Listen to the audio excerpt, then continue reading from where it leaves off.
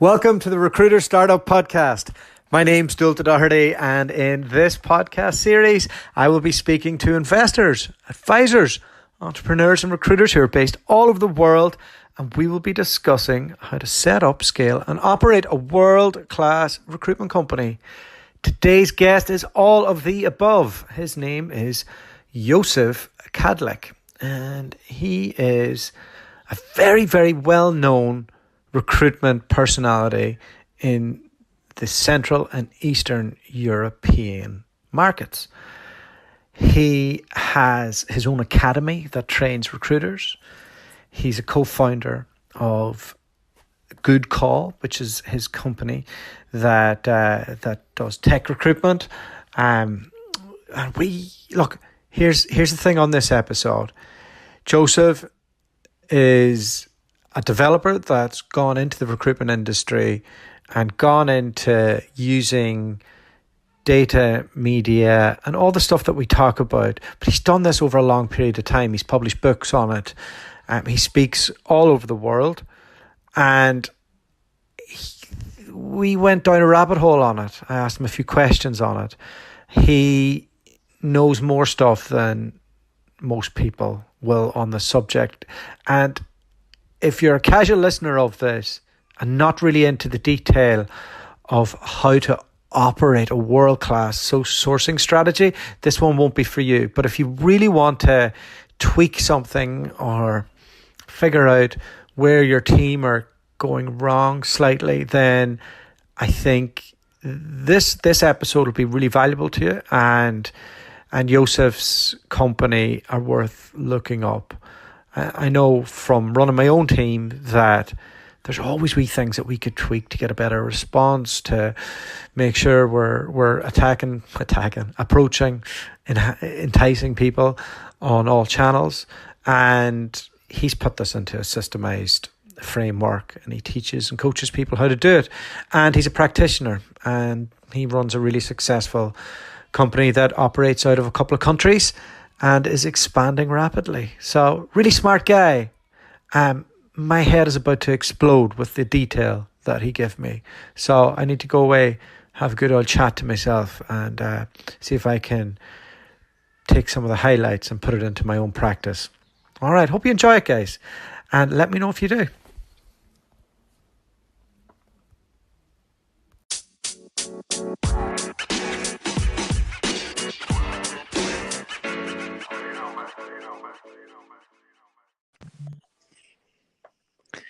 Josef, how are you? Okay, hi. Am I pronouncing your name right? Is that right? I'm just Josef. In Czech, it's Josef. Josef Kadlec.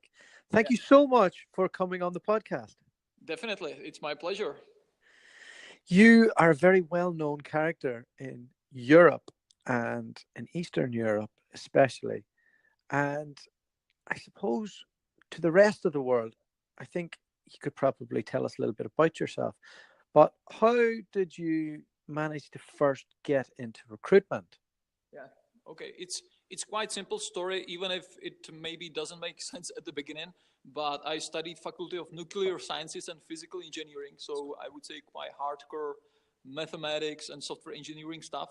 And then I worked as a software engineer. For 5 years, I worked as a software engineer.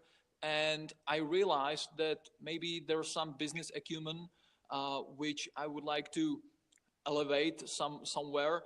And I found the gap on the market that I was actually, I didn't get it, but I was wondering how is it possible that the company where I'm working, they are not able to get the software engineers. So I started to work on this kind of intuitively. It wasn't LinkedIn at the beginning, just we are speaking something like 12 years ago, something like that. So imagine I built a website. Of course, at the time I built it myself. I built it.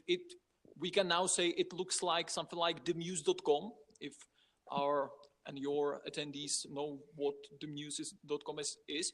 And so I provided the added value for IT engineers. So I put there even the details like that, for example, in this company, you can work with Linux instead of Windows on your computer.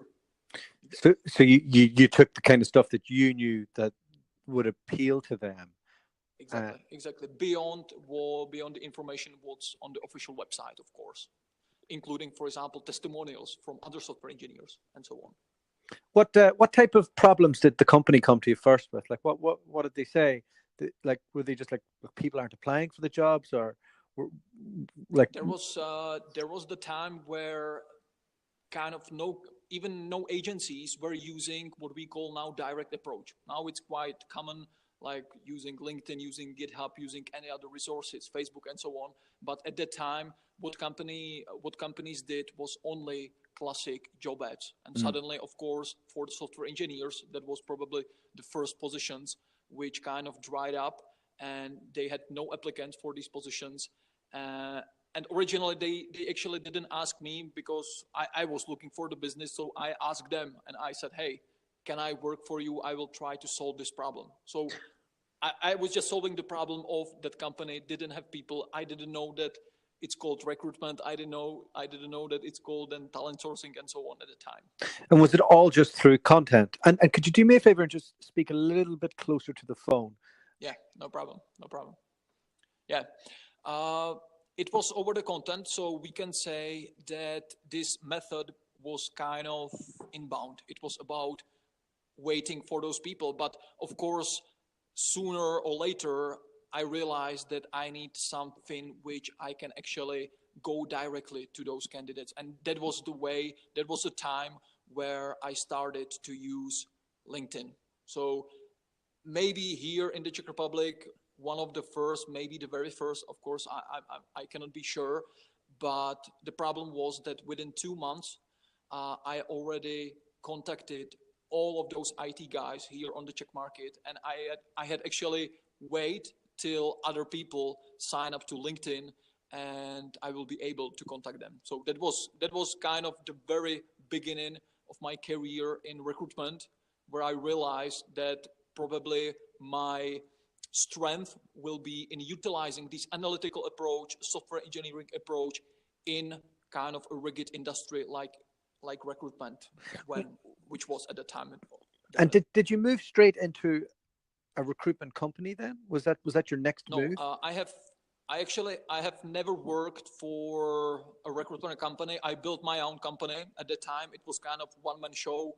I had a network of other software engineers around me. So it started working on the basis that those people were sending me the CVs of other IT guys and so on. And then after a few years, I said, okay, one-man show, I need to move it forward somehow.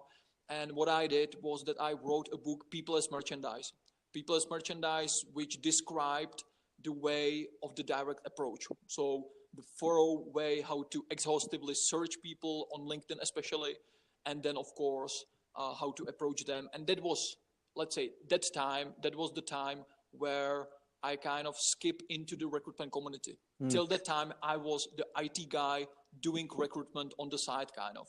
So I know now you're kind of celebrated in the recruitment company, and I see you like at events all around the world. Yeah. Was there a bit of skepticism at the start of who's this engineer coming in telling us what we've been doing for years is wrong? I think now I can actually, as you mentioned, when I travel around the world with some speeches, training, and so on, I actually found there a pattern that it's not quite, there are a lot of recruiters who were a former, let's say, not software engineers, but for example, IT guys, support engineer guys, and so on. So of course, I see that there is definitely some trend in this. And of course, when now you are at some conference and so on, you can see how many presentation and so on are about AI, automation, robotization, and so on. So sometimes it looks like recruitment conference, which would be originally completely soft skills conference, maybe about some psychology and so on. Now it's quite technical. So I think it's quite natural that these people move into this industry. Being an early adopter is obviously giving you an advantage on this. What was it like trying to write a book? Like what Was that a difficult process? Did you self-publish? Like, how'd you Yeah, go about that? it was completely self-published. My original thought was kind of, because I was, for a few years, I was doing the direct approach, contacting IT guys and so on. And I said, okay, I need just to put the methodology down on the paper somehow. And in the process of doing that, I realized, okay, so let's publish a book from it. Let's publish it in English. And yeah, for me, probably the most convenient way, without any experience with book publishing, was to do a self-publishing over createspace.com. It's the Amazon service where you can self-publish your book. And for the local market, even if this book has never been translated into Czech language, but even the Czech audience can and could buy it as a paperback here in the Czech Republic. So I created some hard copies for me for the distribution. Yeah. So it was 9-month process. Wow. And at that time, you're just a one-man band, right? Yeah. And exactly.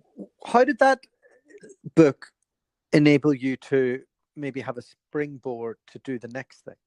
Yeah. When I was writing the book, I was actually, every day I was doubting what I'm doing, because I didn't know. Imagine that you have 9-month process without any deadlines and so on. Everything is up to you. You have to motivate yourself. So you are doing something and you don't know any results of that. You don't know what will be the reactions and so on. But I kind of intuitively knew that something is going to happen. I didn't know exactly what, but what happened was that I bumped into the first business partner here at the current company, Good Call, Milan Novak. And Milan Novak was actually at that time the board member of Grafton Recruitment. He's a Czech guy, but yeah, so he was leading the Grafton Recruitment in 7 countries in Europe. And yeah, we kind of got together, talked, and we can say within 2 or 3 months, we started this new company. So he left Grafton, and we started Good Call. What year was that in? Once again? What year was that? It was actually 5 years ago, precisely 5 years ago. He probably timed that quite well. I remember Grafton were before the recession, Grafton were definitely one of the biggest recruitment firms. I don't hear so much about them these days. So yeah, they've been acquired by other company, Italian company, I think, 3 or 4 months ago. Yeah. That's right. Very good. Yeah. Not for the same price that they would have been going a few years ago, I'm sure. Yeah. So talk to me about those early days of setting up Good Call. Yeah. So what did you want to do? What did he want to do? What was the vision? Exactly. The vision was clear. Like, imagine Grafton and other agencies on the market. It was the classic recruitment based on job advertisement. We knew at the very beginning that we start a new company with the talent sourcing approach. So let's say at the very beginning we were, 6 employees, but out of the 6 from day one. Let's say from day one we were 2. Then we had the first recruiter, and we created the first assessment center where we were hiring talent sourcers. So right within, let's say, the first month, we hired a bunch of talent sourcers. And since then, we are building the company based on that. Now we are 150 employees. Wow. But we can say that the vast majority of those people are talent sourcers. So currently 150 employees, 8 branches, but still it's the talent sourcing model. That's the biggest, I would say, differentiation. We don't use job advertisement at all, maybe a few exceptions, but not even for the major job portals. So some specialized startup jobs and so on. There are some specialized job portals we time to time use, but we said companies can use job portals. So we don't want to double their work. We need to tap into some other untapped resources. That's why we did this. So our recruiter, if you work as a recruiter for Good Call, you are starting your process with an interview with a candidate, because the part prior to this is done by your sourcers. 1, 2, or 3 sourcers per 1 recruiter. It depends if you are in IT, if you are in engineering, finance, and so on. Can we jump into that? What that looks like from Yeah. a practical standpoint? So I'm guessing that means that the sourcers find the talent and appointment set. Is that right? We were kind of testing because suddenly more branches and so on. We were kind of testing if is the efficient, let's say, process or structure is that you have one recruiter and, for example, two direct sourcers, or that you have, for example, a hub of sourcers and they are kind of like floating and doing tasks for more recruiters, even within, for example, more branches. So we are still, for example, you can, when I'm speaking about Czech Republic can be divided into, let's say, two major areas. And in one area, we are still doing the hub, that we have a hub of sourcers in, let's say, a smaller city. So we can say we have because the good thing about sourcing is that it's geographical independent. So we are doing, for example, some sourcing for Estonia as well. So we have an Estonian girl sitting here and she's doing sourcing for Estonia. So the good thing about sourcing is independent from the geographical perspective. So, yeah, I understand that. I've so one of my sources is originally from Romania but lives in the north of England. The other lives in Serbia, and I'm working this remote model for a number of years now. But I find it hard to get the maximum out of them and to know that to get my diary absolutely full of calls. What type of training and process methodology do you use to get the most out of sourcers, so the recruiter is there to do the hard piece in terms of the influence and that? Sure. Dualta, I think with, for example, as you mentioned, like the remote work and so on, it's still about a strong leadership. That's definitely the variable there as well. Anyway, the part of good call, as we started from the beginning, which were kind of like, for most of the other companies, they thought it's a nonsense, is that we started a recruitment academy. It's called Recruitment Academy. It's its own business entity. And from the day one, we were not only training our people, but we were training other people from other agencies or from other, even like in-house recruiters as well. So that was from our competitors. They were kind of like, okay, so you are doing the business at Good Call, you are doing the service, and on the side, you are teaching other competitors how to do that. Of course, the goal was obvious, like to be the thought leaders of the industry. That's I would say the mentality which might be I would say natural in the UK or in the US. Here in Central Eastern Europe, it was most likely, okay, we have some know-how and we won't tell anybody. So from the day one, we started the transparency throughout our company, but throughout the whole industry as well. So, give it away for free, as Gary V says. Exactly. So tell me this. Back to my question. If I was to say, hey Joseph, I want to upskill my two sourcers. Yeah. Talk to me about if I put them into your process, into an online course, what type of stuff would they learn from a headhunting perspective? Sure. Like what would that look like from a module perspective? We do both classroom and online as well. Let's say classroom is still, especially in this region, it's more dominant.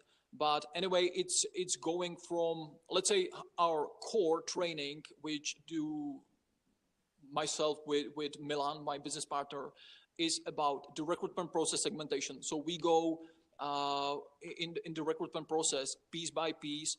And imagine those talent sourcers we are hiring, they have no experience with usually they have no prior experience with sourcing. So there are people from psychology, technical schools and so on. So those people have to learn actually what this business is all about, what the hiring is all about. So it's about this. And of course, my part, it's quite technical because I start with some data, with some numbers game, as I say. Recruitment and talent sourcing is a numbers game. You have here some funnel on the top line. You have some, let's say, average number of people you have to approach to get that one higher, which we kind of measure here because we also build our own ATS. We have in-house software development of our own ATS. And of course, with what we said, we are selling that ATS to other agencies as well. So for my business, the first thing that you would look at is you would say, okay, you're a Rectorec. You place recruiters around the world. They need to come from good firms. Let's work. They need to have a degree and maybe 3 years experience mainly. So that we need to work out the data set of who that is and then extract that and put it into a funnel. I would say what I say to our sourcers is that you have this position or you have other position. We are looking for accountant in Prague. It doesn't matter. I'm kind of ambassador of doing exhaustive searches. I want to see, let's take the first, our database. The second, for example, the database of job portals. The third would be LinkedIn, and squeeze the LinkedIn on a maximum that you have all the accountants, because that's what's the most part of the training is, because it's not that black and white that you put there city Prague, because you know that a lot of accountants in Prague will have no zip code on their profiles. So they are not searchable by the location on LinkedIn. You need to go some other way around. Then Facebook. Facebook, okay, you can find people in some, for example, accounting firms who actually stated that they are at that accounting firms. But how about the rest? On Facebook, there are 5 times more users than on LinkedIn. But how to find them? So you can, for example, find if you know 2 or 3 people on LinkedIn or on Facebook who are employees of this one particular company. If you find their mutual friends on Facebook, they will most likely be in that company as well. Yeah. And the third factor about this, doing the searching, targeting, and approaching, is of course the efficiency, time efficiency. Imagine that when you know that your sourcer needs to approach 100 people a day, every minute which is saved on one profile, it's 100 minutes a day. So doing these steps effectively. So it means usage of different plugins like, I don't know, Contact Out, Lucia, to uncover contacts and so on. We are now testing, by the way, we are sending, for example, postcards. Our Polish branch is testing the new approaching method completely by a postcard, by a normal postal office. Yeah, and we got a response, because there is one nice thing. When you, for example, try to call somewhere, you know that the receptionists are already trained not to put the call through, not to give you any contact details and so on. But within a written correspondence, it's not a problem. They would hand it over to anybody in the company. So so let me jump into the sourcing piece. I've no interest in postcards. I was made make letters and send them out when I was in an agency, and it was the biggest waste of time that I ever did. I'm into the tech, right? So let's say the sourcer is doing 100 people a day. Are they sending a sequence of messages on LinkedIn? Are they sending an email? Are they connecting? Are they connecting and then connecting again, following them on different platforms? Like what does that look like? And how can you organize that in a time sensitive manner? Yeah, got to your point. We have what we created is that within the Good Call we call it talent sourcing checklist. So there are all the steps which should be done within the process of sourcing, and of course it starts with handing over the position and so on.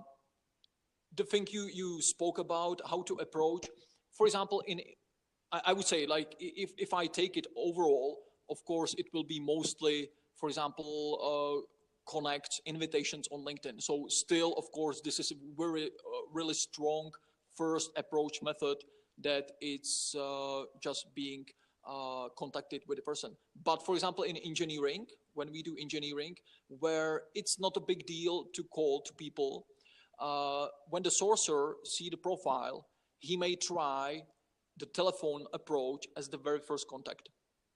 So over the reception, or of course sometimes directly if that's possible, or if there are some contacts over, for example, contact out and so on.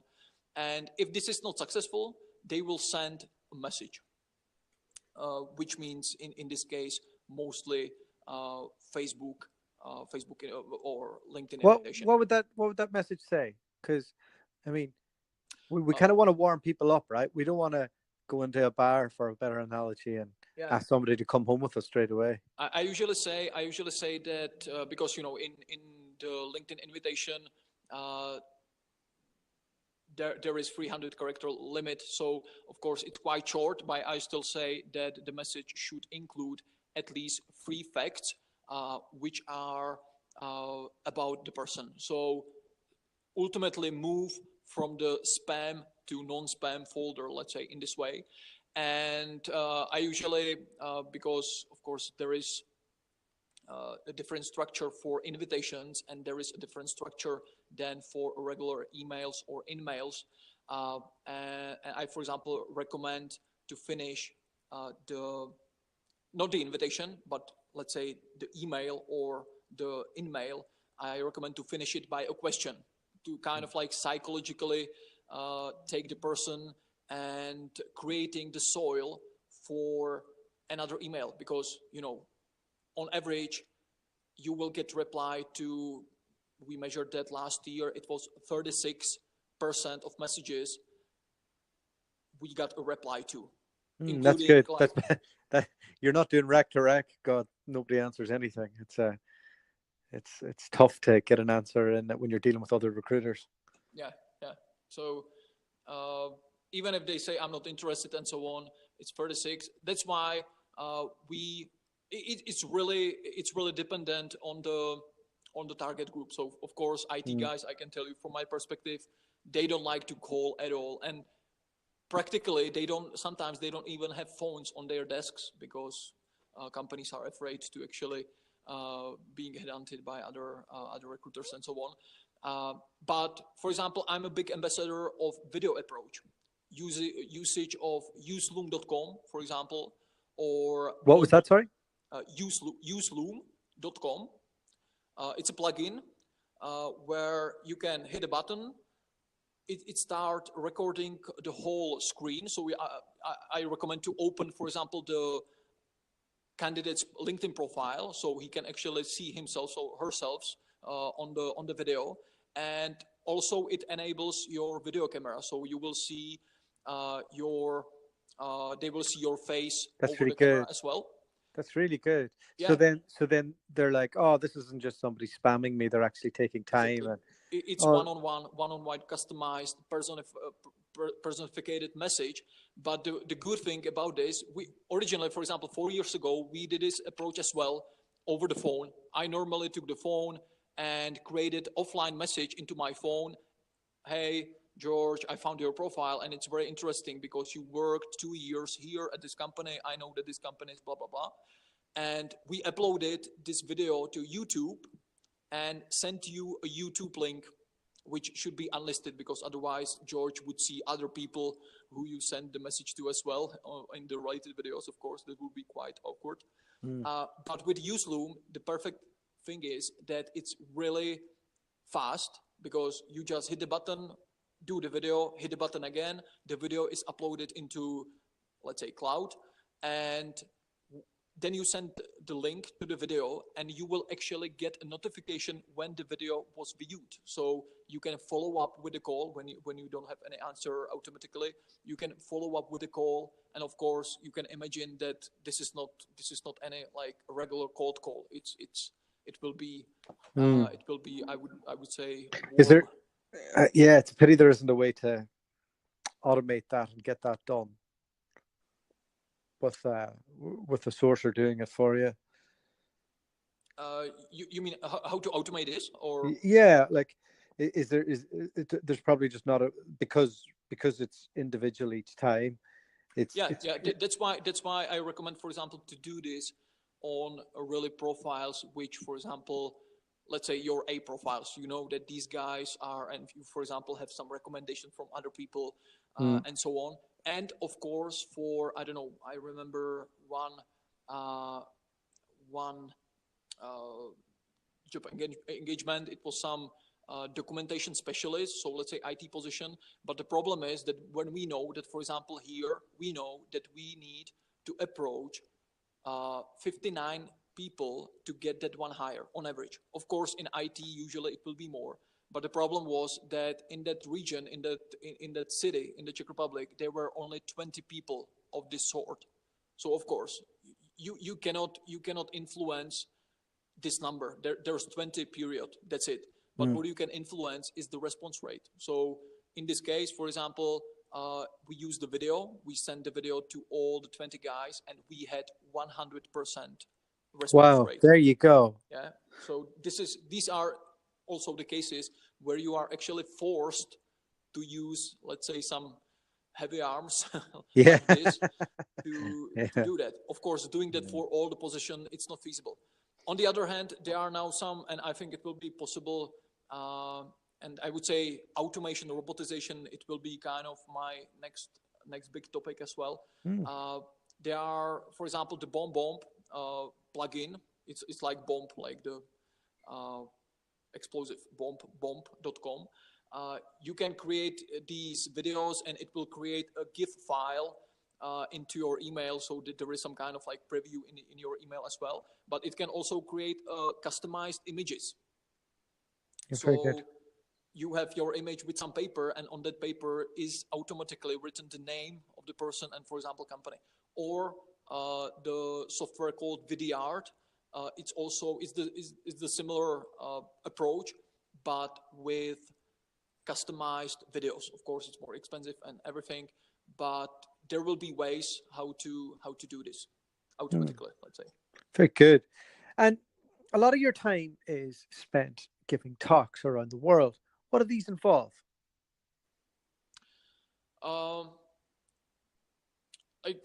Of course, because we started the Recruitment Academy, so we originally, since the day one at Good Call Agency, we want to profile ourselves as the thought leaders in the industry and so on. So whenever we have some data, even from Good Call and so on, we try to publish this data over Recruitment Academy.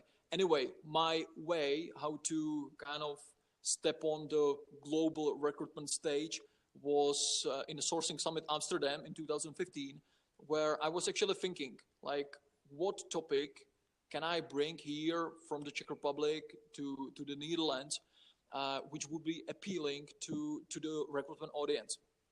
And what I decided is that I will show them something what's, let's say, some hacking thing, something what's really technical possible now in the world, and maybe they are not aware of it. So growth hacking, was it? Or? Not actually growth hacking. It was really hacking. So okay. I can tell you an example. I started a speech that I was going to the audience and asked one lady for a telephone number. She gave me the telephone number. I went back to the stage. I put the number into, let's say, into some application we created for this conference, and Balázs Parochai, if you know the name, from Hungary, also speaker, he received a call from this lady, even if I didn't have her mobile phone number and so on. So I showcased to other people that you can actually call to anybody with any telephone number in the world you have. That's possible. The same is possible with doing with SMSs. Yeah. And then I showed what I defined as area-based sourcing. So we created there a fake Wi-Fi, and we kind of sourced something like 100 email addresses of the people from the audience. So wow. They connected to a fake Wi-Fi. It asked for their email address, and then it says the Wi-Fi is overloaded and connect to other Wi-Fi. So so some of these things which not GDPR compliant anyway. I guess they were quite shocked. Of course, for us, because the company where I was working as a software engineer, it was a telephone company. We were handling 300 mobile operators all around the world, SMS gates, gateways and so on. So if you were to be setting up if you were to go and look at an agency now and go in and advise them, what's the first thing that you examine? Yeah, I think the first one is, like, of course, you need to, if you want to be ahead of the curve, you need to kind of correlate, of course, with the macro data on the market. So, for example, here in the Czech Republic, we know that we have the lowest unemployment rate. So, of course, if you are still going with the methodology of using job ads only, when there are no active candidates, and literally here in the Czech Republic, no active candidates at all, of course, it will be a tough job. So maybe, as we said 5 years ago, we will start with the talent sourcing model from the day one. It will be like this because it's probably going ahead or with the curve of the market. Definitely. What about winning business? How do you train people how to do that? Train people in where? What do you mean? To win more business. Yeah, to win more business. I would say our recruiters, they are not forced to do any BD. They do mostly account management BD with their current clients. So, of course, some upselling, some account management, relationship things, and so on. To win more business. Has thought leadership given you that privilege? Exactly. The thought leadership. Imagine that we train thousands of people just in the Czech Republic every year through the Recruitment Academy.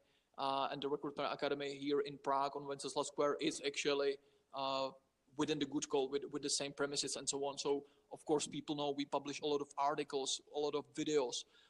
We started, actually this year, it will be the 5th anniversary year of Recruitment Academy Awards. So, Recruiter of the Year, Career Video of the Year, Career Website of the Year, Career Campaign of the Year, Job Ad of the Year, and so on. So, this is, I would say, the ultimate tools where you are in this position that you can actually say who's the Recruiter of the Year, which is definitely putting you on the spotlight. And that's so basically you're owning the ecosystem. That's kind of within the 5 years we are now #1 agency here in the Czech Republic, and now we are moving forward to Eastern Europe because that's our kind of business strategy. It's not Western Europe, but it's going east. So Poland, Romania, Baltic region, and so on. And what's it like to be a recruiter in Eastern Europe? Like, is it much different to the West? Is the way that people do business any different? I know, like, the Czech Republic is kind of, it's where East meets West in terms of Europe a little bit. So we are actually central. We are so it get kind of, as I say, Prague is more West than Vienna. Yeah, and look, if you go there, it's as Western a city as you could. Like, it's almost like a Disneyland version of Eastern Europe. Yeah. But definitely there are huge differences. We set up a branch 4 months ago in Poland, and there are just big differences. Czech Republic and Poland. So, for example, one factor for me is, as I mentioned, the portal themuse.com. In the Czech Republic, there are now, from what I know, something like 4 or 5 copycats of this service. One is called Proudly, Kokuma, and so on. So, let's say themuse.com is kind of like, let's say, new generation of job portals. Companies have their nice profiles, videos, pictures, interviews with employees, and so on. And the list of vacancies is kind of a secondary to that. So it's, of course, a tool for employer branding and so on. I find that. Yeah. Sorry to interrupt. I know the Muse. Yeah. I find it lacks a bit of authenticity. It's everything's like shiny and smiley, and everybody looks perfect. And like here, for example, from the Czech Republic perspective, when I describe these 4 or 5 portals here, there are differences between the Muse and them as well, of course. But for example, one of them, they only choose, let's say, cool companies. I don't mean cool that they have a jacuzzi or I don't know, gym at the office, but yeah. So I think it's more. One thing is that it's just showing you that, as you said, it's like shiny and so on. But the second thing is that what other services these companies can provide for you. I don't know how about Muse, but for example, Proudly, they will set up you even the campaign and so on. They will create. They actually created some cool career videos. At least one of them won the career video of the year in our Recruitment Academy awards. So yeah, but what I wanted to say, I'm completely on board. Like I'm exactly thinking along the same lines. We do use this platform to promote our clients, and we'll be going to New York in a couple of weeks' time to video the experience and then use that to hopefully drive more candidates. So I think it is. Video is definitely in all, like, not for employer branding, definitely, but as I said, I'm a big ambassador of using video in talent sourcing process, like these invitations and so on. But my point was that in Poland, there is zero of these copycats of the Muse.com, which says something about the market.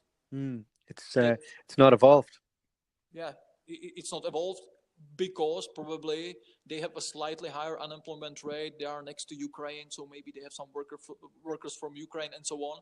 And so what I see is that, for example, Poland might be Czech Republic minus 3 years, something like that. Yeah, that's it. It's a good way to look at it. Similar in Romania, for example. And is it fair to say the Czech Republic might be 3 years behind Germany? Germany is still, because we are really our, let's say, relationship with Germany is really tight. So usually when the German economy is going down, our economy is going down as well, because most of the parts for the automotive industry, Mercedes, Volkswagen, and so on, is going from the Czech Republic. So I would say Germany, I don't know if it's a culture thing and so on. It's a little bit specific in my view, but definitely it's 3 years behind, for example, UK and so on. There is also a different structure, for example, of commissions here in the Czech Republic. Still 3 times the salary, so which means 25% commission of the year salary. It's still, let's say, standard. Yeah, that's interesting. It's a different story. So in the UK, it ranges from about 15 to 20, depending on the industry. In Japan, it's 35%.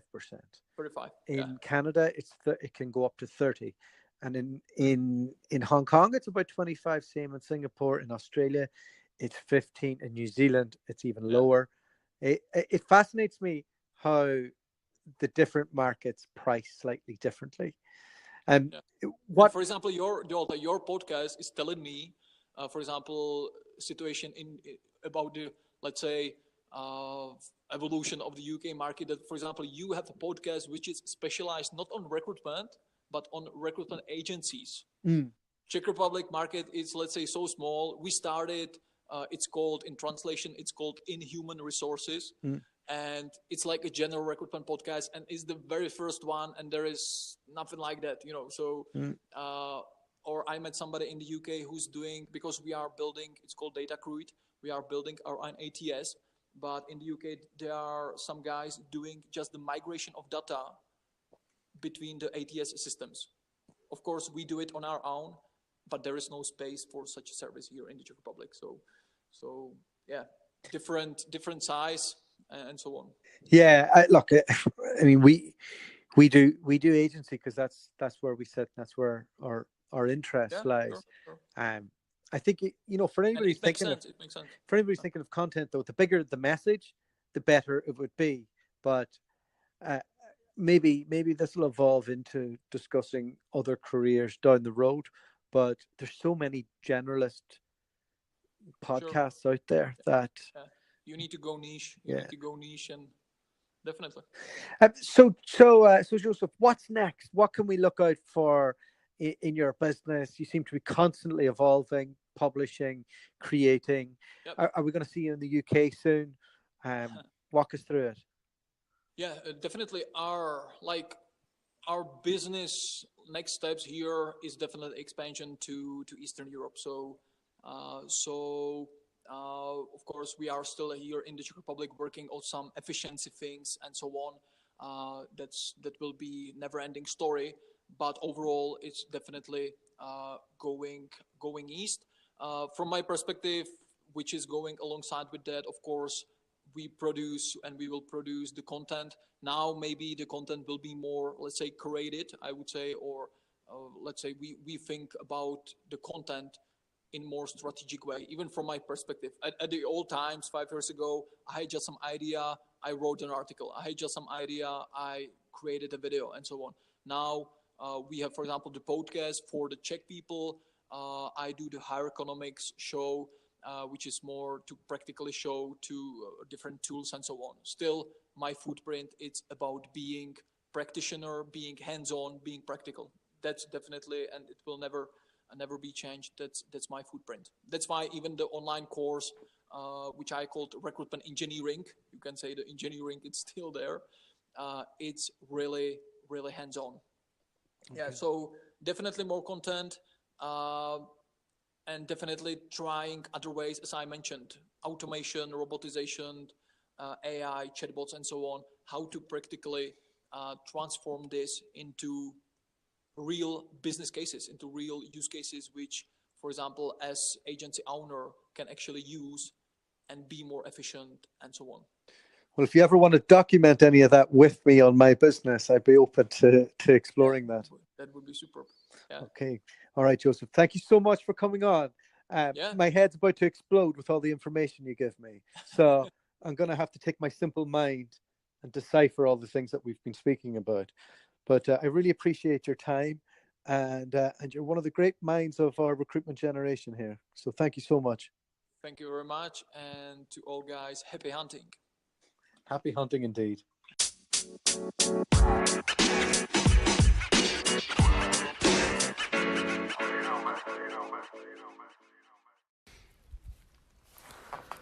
So we kind of went down a rabbit hole there, didn't we, with Josef?